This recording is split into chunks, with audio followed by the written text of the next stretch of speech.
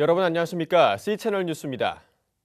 한국교회가 교회 내 여러 분쟁을 교회 내부에서 해결하지 못하고 사회법정까지 가져가 물의를 빚는 경우가 늘고 있습니다. 이러한 가운데 성경적인 방법으로 갈등을 해결하는 한국기독교 화해중재원의 역할이 다시 강조되고 있습니다. 곽영신 기자의 보도입니다. 성경 고린도전서는 예수 그리스도를 믿는 성도끼리 분쟁이 있을 때 교회 안에서 해결하고 세상으로 가져가지 말라고 가르치고 있습니다. 하지만 오늘날 한국교회는 갈등을 교회 안에서 화해하고 중재하기보다는 사회 법정에 호소해 법정 다툼을 벌이고 있는 것이 현실입니다. 각 교단 총회는 내부적으로 사법제도를 갖고 있지만 여기에 불복하고 사회 법정으로 가져가는 경우도 허다합니다. 이처럼 기독교인들이 스스로 문제를 해결하지 못하고 서로를 신뢰하지 않는 모습은 교회의 덕이 되지 않을 뿐더러 사회의 신뢰도 얻지 못하는 일이라는 지적이 끊이지 않고 있습니다. 교회 내 분쟁을 성경적으로 해결해오는 데 앞장서온 한국기독교 화해중재원이 화해사역 세미나를 개최하고 교회에서 지혜롭게 갈등을 풀어가는 방안에 대해 논의했습니다. 한국기독교 화해중재원장 양인평 변호사는 언제부턴가 교회가 자정 능력을 잃고 세상 법정 다툼이 난무하기 시작했다며 이는 성경적이지도 않고 근본적인 해결책도 될 수 없다고 지적했습니다. 많은 분들이 한국교회 이 갈등이 세상 법정으로 가는 것이 얼마나 하나님 가슴을 아프게 하는 것인가 하는 그런 생각들을 좀 해주셨으면 좋겠어요. 전문가들은 교회 내 분쟁이 주로 목회자를 비롯한 지도자들에 의해 생기는 것을 지적하며 각성을 요청했습니다. 화해중재원 부원장 장우건 변호사는 사회법정으로 가는 갈등 대부분이 평신도들의 민사소송이 아니라 지도자들의 교권 다툼, 재정 횡령 등으로 인한 것이라며 이런 모습을 해결해야 한국교회의 위기 상황을 극복할 수 있을 것이라고 강조했습니다. 교단 내의 금권선거를 둘러싼 그 분쟁이라든지 재정 불투명성으로 인한 갈등, 그다음에 교회 세습제도, 그다음에 원로 목사 추대 및 또는 그 은퇴 사례금 등 이런 문제로 인한 분쟁이 매우 심각합니다. 대안적인 조정기관으로서 화해중재원의 의미와 역할도 강조됐습니다. 중앙대 법학전문대학원 서은재 교수는 법정 다툼에서는 상대방에 대한 배려를 찾아볼 수 없지만 교회 내 문제에 있어서는 서로를 이해하고 용인하는 태도가 필요하다며 화해중재원을 통해 성경적으로 갈등을 해결할 수 있을 것이라고 전했습니다. 서로 용인하지 못하고 죽기 아니면 살기식의 그런 싸움보다는 상대방을 인정하고 합의에 기반해서 더 나은 방안이 없는가를 모색해 나가는 그런 분쟁 해결 방식이 적절하다고 생각이 되고요. 한편 지난 2008년 출범한 화해중재원은 교회 내 분쟁을 법적 소송이 아닌 화해조정, 중재 등을 통해 해결해왔습니다. 기독 법조인과 목회자, 학자 120여 명이 참여하고 있는 가운데 전문성을 인정받아 2011년에는 대법원으로부터 사단 법인으로 인정받았습니다. 현재 서울과 부산지방법원의 외부 조정기관으로 지정돼 기독교 관련 소송을 조정하고 있습니다. 오늘날 한국교회에서 각종 고소고발이 난무하면서 교회 안팎에 큰 실망을 던져주고 있습니다.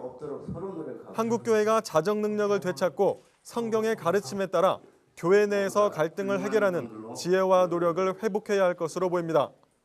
C채널 뉴스 곽영신입니다.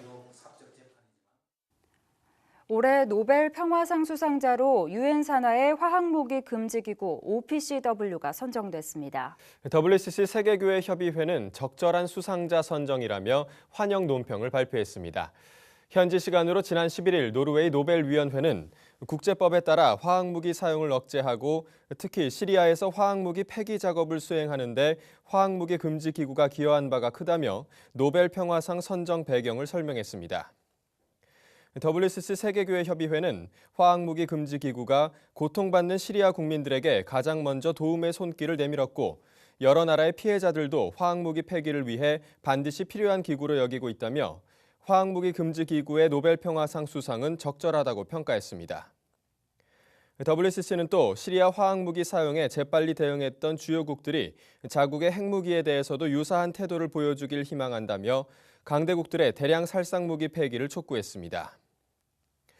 한편 화학무기 금지 기구는 1993년 체결된 세계 화학무기 금지 협약 이행을 위해 1997년 설립됐습니다.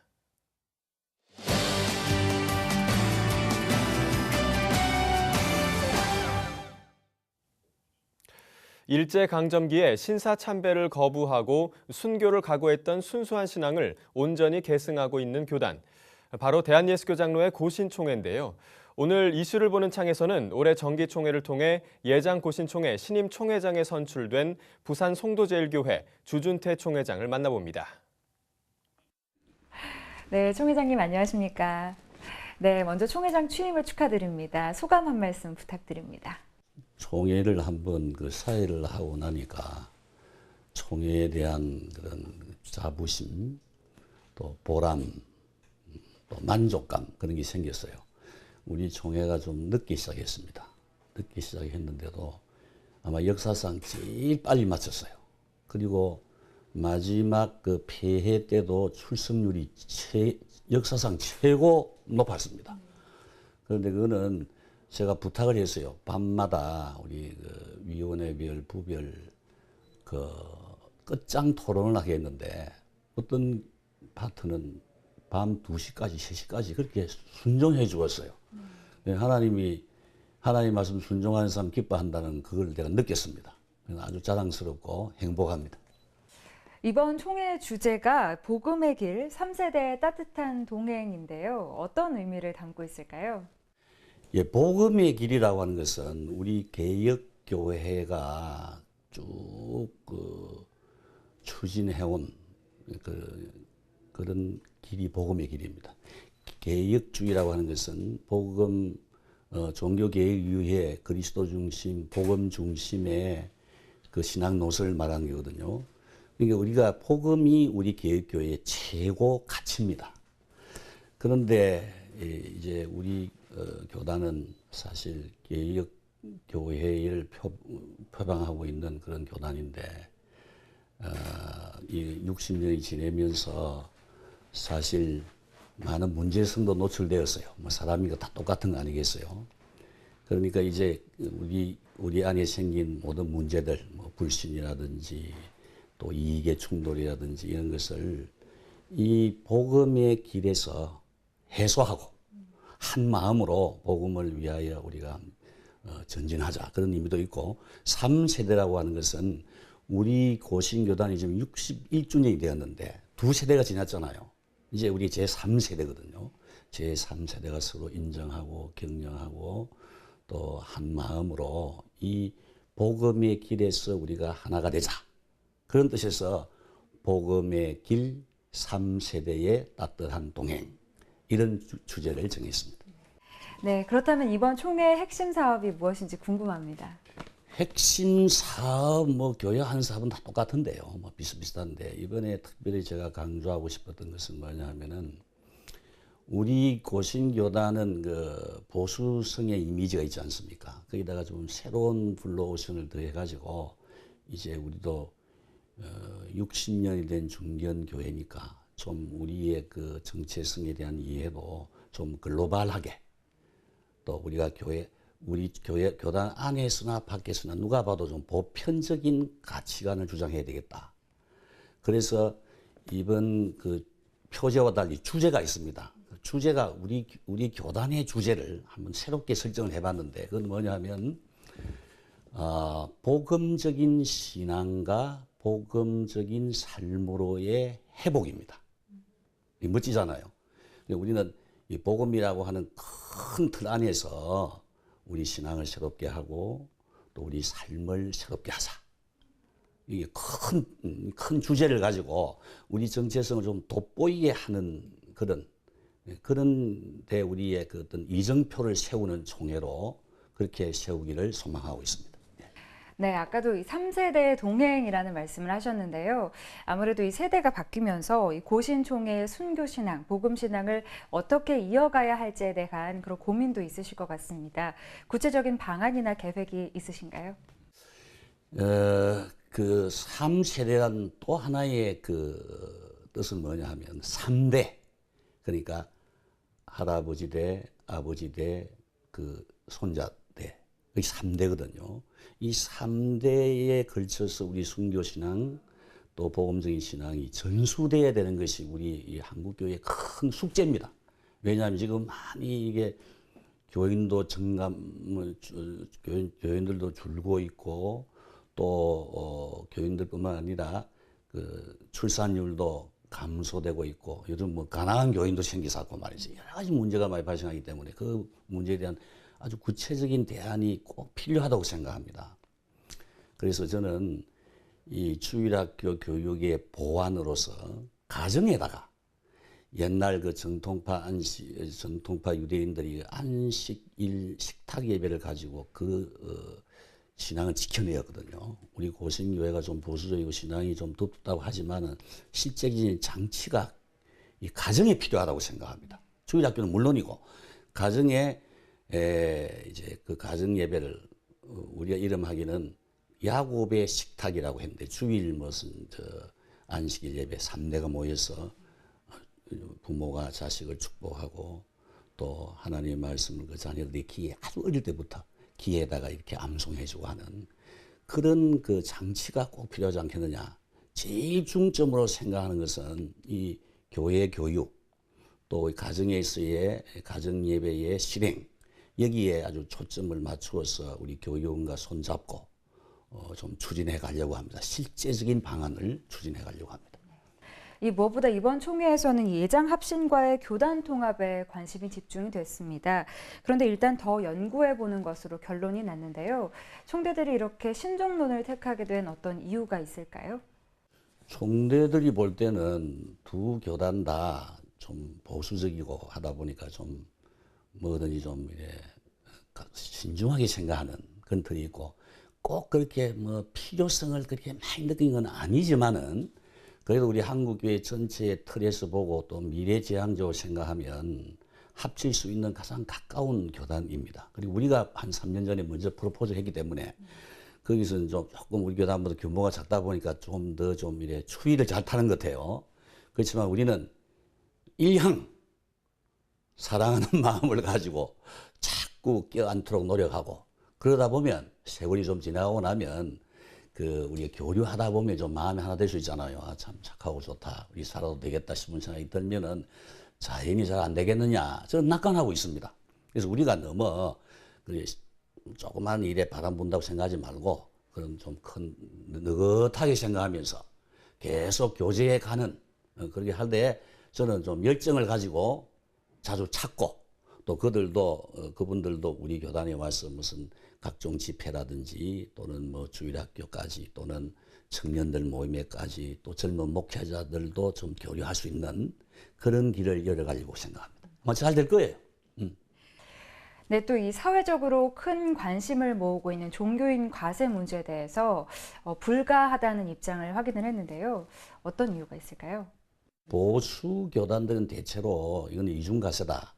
교인들이 다 헌금을 했는데 또 떼가느냐 그런 생각이 있습니다. 그리고 이제 그런 연합에 하는 일은 우리가 일단 협력하지만은 그런 사실을 견지하지만은 우리 내부적으로는 우리 오신교단 생각보다도 레디칼한 일이 많아요. 우리 이번 이 아이 나왔을 때도 투표하자까지 나왔습니다. 우리가 쉽게 우리는 안 되겠다 하면 되느냐. 우리가 국가에도 우리도 시민이고 또 우리는 뭐 또 무슨 우리 자체의 이익을 위해서 거부하는 것처럼 보이지도 않겠느냐. 그래서 참 신중한 안이 많이 나와서 내가 아주 진땀을 흘렸습니다. 그래서 일부에서는 좀 더 신대원에서 연구를 좀 시키자. 또 이 문제가 좀 우리가 본격적으로 한번 논의해보자. 그런 것까지 있었습니다. 그래서 우리가 단순히 무조건 반대한다. 그게 아니고 우선은 이 보수교단들이 연합해서 일단은 좀 이런 식으로 저지하는 것이 좋겠다 싶어서 좀 신중하게 접근하는 태도로 한 것이지 우리 세금 안 낼란다 도망가는 그건 절대 아닙니다. 앞으로 좀 더 그것을 본격적으로 우리가 의논할 그런 기회를 가지려고 생각하고 있습니다. 네, 끝으로 이 한국교회 성도들에게 당부의 말씀 한 말씀 부탁드립니다. 예, 뭐 어쨌든 요즘 우리 개신교회가 신뢰도가 많이 추락되고 그래서 한국교회 위기다, 뭐 금전 선거다, 뭐 여러 가지 문제들이 많이 나오는데요. 사실 그 근본은 우리 예수 믿는 사람의 신행이 일치되면 다 극복된다고 생각합니다. 그래서 저는 이번 개회 설교에 고신교회가 지켜야 할 5가지 수칙을 정하기도 했습니다. 그저 한 몇 가지 예를 든다면 우리가 개인 경건 생활도 좀 규모 있게 해야 된다. 교회 생활도 아주 좀 건강하게 해야 된다. 그 비판적으로 뭐 냉소적으로 하지 말고 좀 활발하게 해야 된다. 아까 말한 것처럼 가정에서도 가정 예배를 사실 좀 무게 있게 드려야 한다. 교회는 복음 전도뿐만 아니라 세상의 빛과 소금이 되는 사랑의 실천이 있어야 되고 나눔도 실제 실행해야 된다. 그 좋은 것은 다 우리가 해야 된다. 그리고 세상적으로 나가서도 우리가 남북 평화 통일을 위해서도 헌신하고 또 세계 선교를 위해서도 우리가 참 정말 헌신하는 그런 교회가 되어야 된다. 우리가 정말 교회에서 성경에서 말하는 복음적인 신앙에 그 합당한 복음적인 삶을 우리가 실행한다면 뭐 신뢰도는 절로 올라간다고 생각합니다. 그럼 이론만 늘어놓고 실행이 없으니까 결국 이런 문제들이 생기지 않겠나 그렇게 생각해서 우리 고신교회 성도님들은 개 예배 때 설교한 그 5가지 우리 고신교회 교인들이 지켜야 할 신앙 수칙을 좀 명심해 주시고 우리 각 교회 목사님들이 그것을 가지고 자기 마음대로 다시 좀 보태가지고 설교를 자주 해 주시기 바랍니다. 네, 총회장님 오늘 말씀 감사합니다. 감사합니다. 최근 국립국어원이 일부 단어의 정의를 동성애를 인정하는 듯한 뜻으로 수정해 논란이 일고 있습니다. 한국교회연합이 이에 대해 비판하며 국립국어원의 시정을 요구했습니다. 한국교회연합은 지난 10일 국립국어원에 공문을 보내고 국립국어원이 사랑, 연인, 연애, 애인, 애정이라는 단어의 뜻에서 남녀 또는 이성을 삭제하고 단순히 두 사람이라고 수정한 것은 동성애를 염두에 둔 개정으로 해석할 수 있다며 원래대로 남녀 또는 이성으로 표기해달라고 촉구했습니다. 또 국립국어원이 결혼이라는 단어의 뜻도 남자와 여자라는 주체를 삭제하고 단지 두 사람 간의 결합으로 개정하는 것을 검토 중인 것으로 안다며 국민의 대다수가 동성 간의 결혼을 반대하는 상황에서 결혼의 뜻을 개정하는 것을 강력히 반대한다고 밝혔습니다. 이번 정부 출범 이후 첫 국정감사에서 일본군 위안부 피해자 김복동 할머니가 위안부 문제에 대한 해결을 정부에 촉구했습니다. 김복동 할머니는 국회 외교통일위원회 국정감사에 참고인으로 출석해 지난 박정희 대통령 때 해결되지 않은 위안부 문제를 박근혜 대통령은 해결해줘야 하는 것이 아니냐며 정부의 적극적인 태도를 촉구했습니다. 김 할머니는 현 정부 들어 단 한 번도 대통령이나 외교부 장관을 만나지 못했다며 위안부 할머니들이 죽기 전에 이 문제를 꼭 해결지어주길 바란다고 요청했습니다. 한편 김 할머니는 조선인 위안부가 일본군 부대를 따라다녔다는 표현을 써 왜곡 논란이 일고 있는 교학사 교과서에 대해서는 강제로 끌려다닌 것이라며 확실히 알지도 못하고 교과서를 내놓으면 아이들이 무엇을 배우겠냐고 비판했습니다. 이 밖의 뉴스와 날씨를 전해드립니다. 청소년 바로세우기 운동협회가 지난 14일 청소년 바로세우기 특강을 진행했습니다.